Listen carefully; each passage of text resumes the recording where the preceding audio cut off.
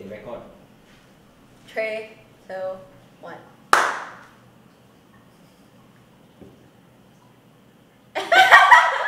How was it? You know, you know, okay, 1, 2, 3 again. 3, 2, 1. Is it I do one? Okay. Wah, kau macam mana ni? Many minutes later. Okay. 3, 2, 1. Hi. 3, 2, 1.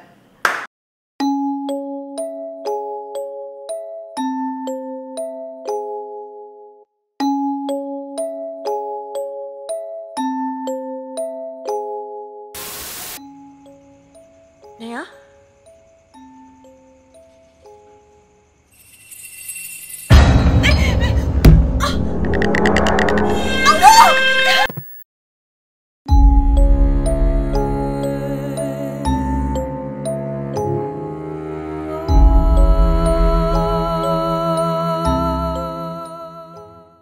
Hi, Assalamualaikum. My name is Nakia. I'm the content creator for True Horror Stories POV. Hi guys, I'm Naya. And I'm the SMS next artist. artist. Okay, so for this backstory, we are going to share with you guys what actually happened for episode 8. Stuck. Yes, stuck. So, korang semua mesti kenal Naya kan? Pasal akak selalu Naya 1,000 1,000 times kan? Okay, so this is the backstory of it lah. Okay, this story happened when I dah move out. Yes. Obviously. So, kita dah trace back tau the time and everything, and we figured that actually this story happened in late 2017. Yeah.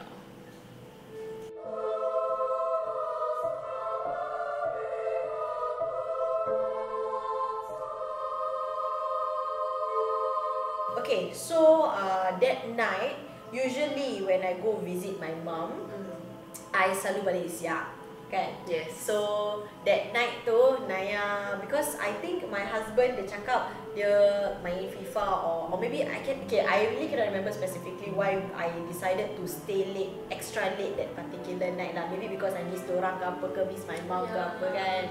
Yeah, so I remember Naya macam Kasui dah lambat tau. Then she really want to balik seorang-seorang. Yeah. And the time was already like 11 11. plus, Yeah. Dia dah Then lambat sih. she keep on telling me, call Abang Aidil lah, call Abang Aidil to fetch. But the problem is, when I came over to my mom's house, I was from somewhere. Yeah. So I naik motor. So if my husband were to come and fetch me also, no use.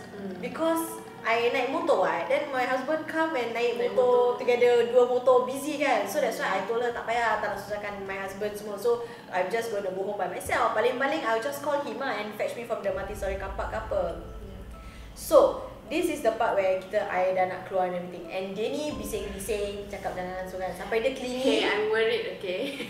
Ya, dia clingy sampai dia cakap kat sini Naya. Yeah. Then I say, I actually offered to macam send her, but main lah, actually aku malas lah. Takkan hantar aku je. Start carrying. Yeah. So yeah. Then after that, when I go down, then she say to me, okay, Yeah. Naya worry for Kaswi, so Naya is gonna wave. But because it's also a thing we do, like when we are downstairs, just wave ke atas. Yeah. Yeah. But that night, selalunya kita will wave daripada bilik. Yes.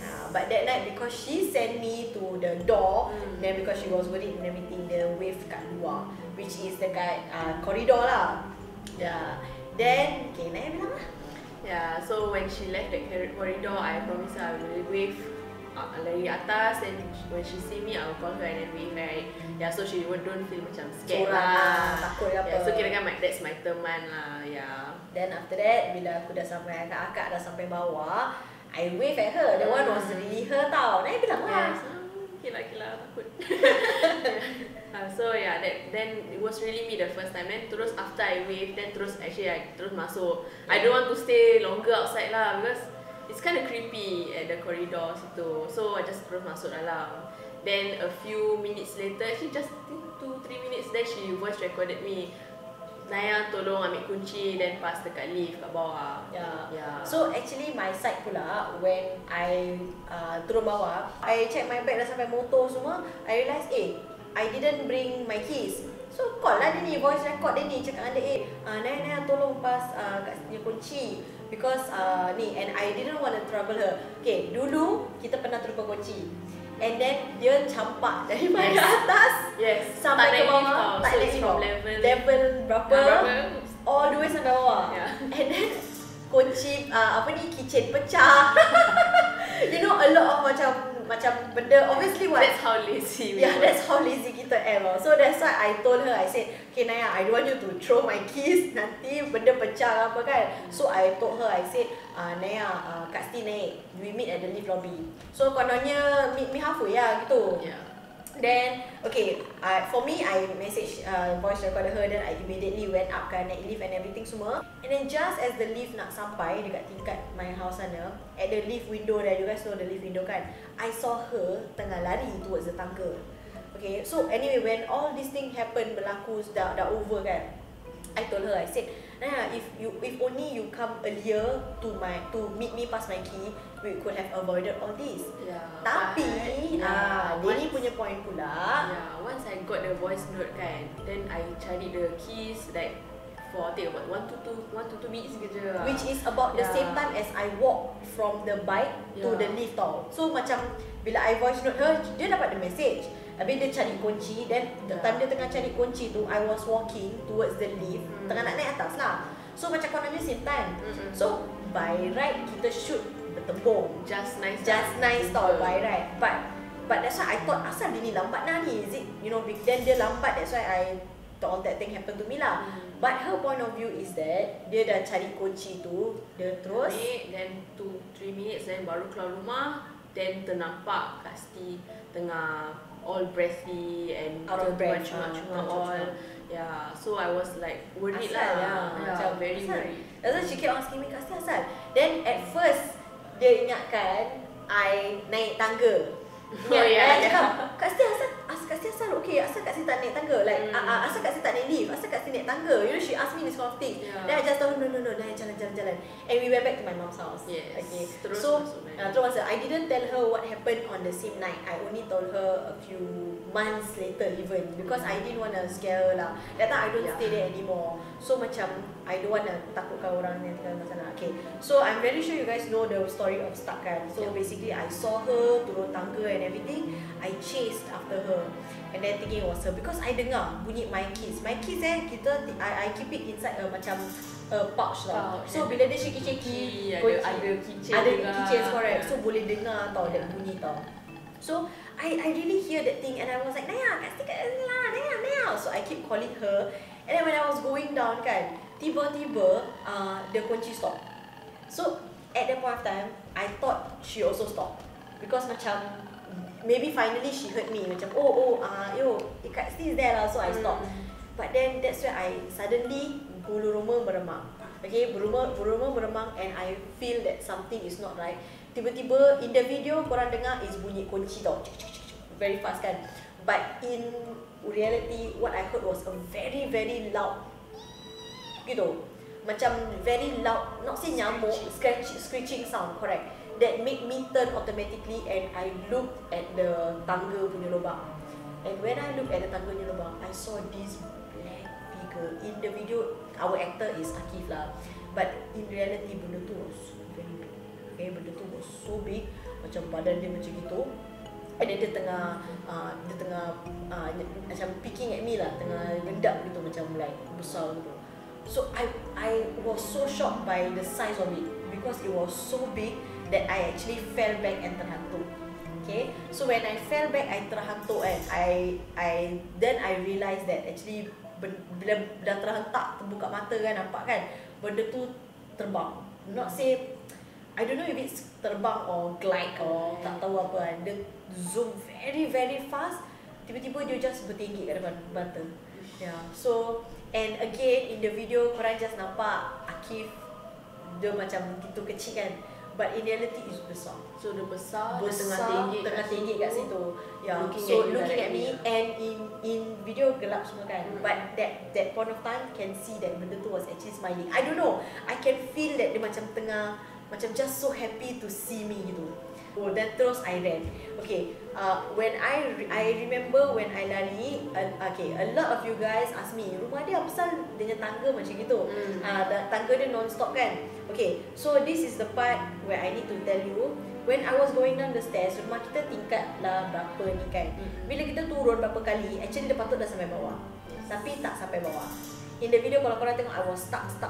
Literally stuck dekat one particular level. Okay, so up until a few months ago, when after that incident then after that kita tengok cerita Villa Nabila, one of Malaysian punya horror movie.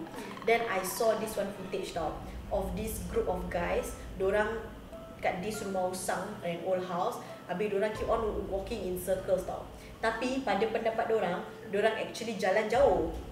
Diorang jalan jauh, tapi because there's a camera that record diorang, actually diorang jalan pusing-pusing je.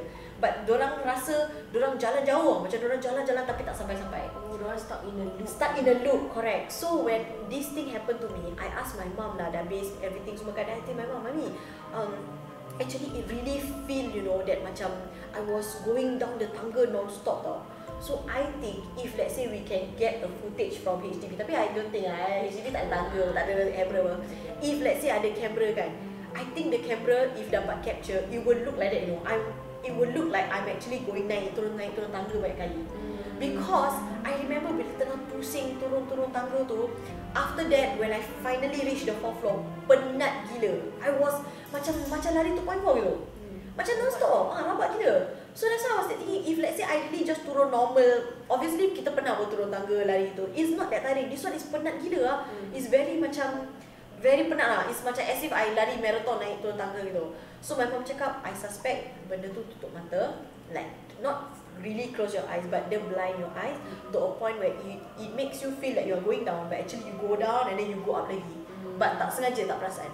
Kena tutup lah gitu. So finally when benda tu agaknya dah buka mata kan, then I perasan that I was actually at level 4. Okay, Kak Sri nampak that I saw the number 4 tau. Okay, then I went inside the lift. When I went inside the lift, ingatkan nak turun lah, get it over and done with lah. Tak apa lah, balik tinggalkan motor ke apa, tak kisah tau.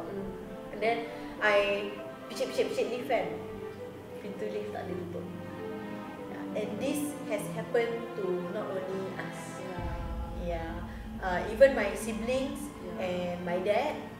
My dad, he's a taxi driver, so dia kadang balik pukul 1, 3 pagi semua kan. Then I ever ask him lah, ayah naik ni tak, dan dia pun cakap pernah. Dia kata it's very frequent. Very frequent, yeah. And then some of our neighbours also, after we show this episode also, some of our neighbours also macam, oh dia pun kena. Tapi yang pelik dia pun, so far the people that I've asked, diorang cakap selalu kena malam. Yes. Pagi tak tahulah whether nobody tak sangat ataupun tak ada pun. It's like it's only people kena yang really macam tutup, tak nak tutup banyak kali. It's always malam. 1, 2, 3 pagi lah. So then after that bila lift dia tak nak tutup kan, then I instinctively, it was macam defense. I don't know, just wanted to protect myself. I just decided to run ke bawah. Which I know you say macam, why would you run back turun bawah balik? Because I will be stuck again in the loop, cari pasal apa. But it just happened lah. Just in that situation.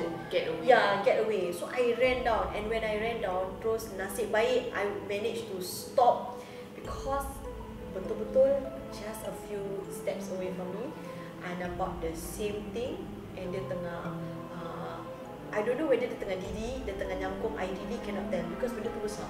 It's really very big. Then after that dia tengah menangis, macam you know weeping gitu loh. Tapi it's weeping plus ada ketawa sikit. Yeah. So it's a very unique sound that even when I try to Google nak kasih korang dengar kan, it's very hard for me to find because it's susah lah nak mimic that sound. Yeah. And I know this because there's this one guy whoever did a video on it also, and he described it lah. He said that it sounded like nangis tapi at the same time suddenly jadi ketawa. And even my mummy pun actually pernah experience before, yeah. And mummy cakap macam this voice is something that is macam very creepy. It's out of the world lah. I cannot imitate. Yeah. So then I back away. And tadi I said kan, I vividly saw tingkat 4 kan. When I back away, I ran up the stairs, dah sampai terus tingkat 4. So I don't know, like all this while was I running from our floor down, up down, atau I go all the way down ke? I really don't know. It's just that I know this thing have been playing with my senses. Dia tutup, blinding me, dia tutup mata. So bila I turun bawah tangga tu, sekali tiba-tiba naik kan, lari naik atas, tengok oh macam tu. Maybe apa tau, maybe I was actually dekat tingkat 6. But then I saw tingkat 4. You know, dan sekali turun bawah, then after that lari naik atas. Yeah, you know what, but senang kata lah, bottom line, okay, basically I feel that benda ni tutup mata. Yeah, and this is not my first time actually kena tutup mata.